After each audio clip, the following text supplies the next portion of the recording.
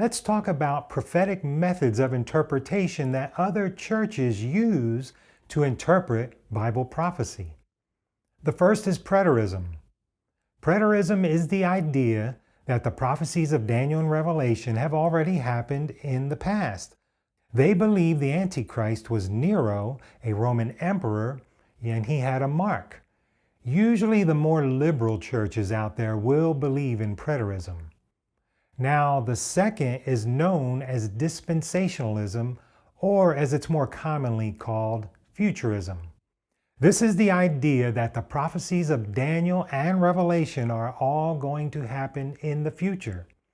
This idea features the scenario of a secret rapture, a 7-year tribulation where the Antichrist comes upon the scene and he enforces his mark. Movies such as the Left Behind series highlight this scenario. Again, this is known as Futurism.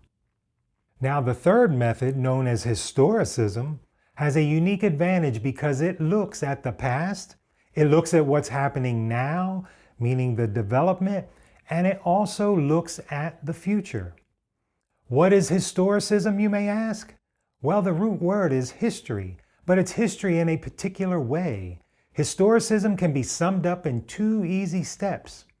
Number 1, prophecy begins to fulfill in the day in which the prophet who receives the vision is writing. And then, this is number 2, it fulfills step by step, one event after another, one kingdom after another with no interruptions. And that's very important, no interruptions. And this will continue until Jesus sets up his everlasting kingdom. What's interesting is that all your mainline Protestant churches used to use this system called historicism to interpret Bible prophecy.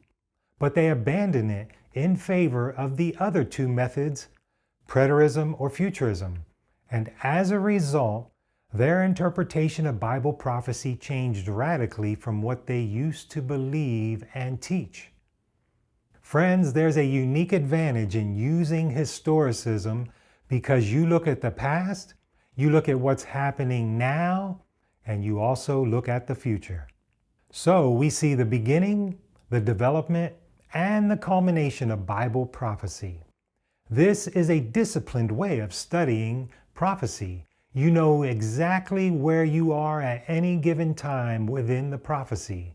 There's no guessing with historicism. We have a more sure word of prophecy.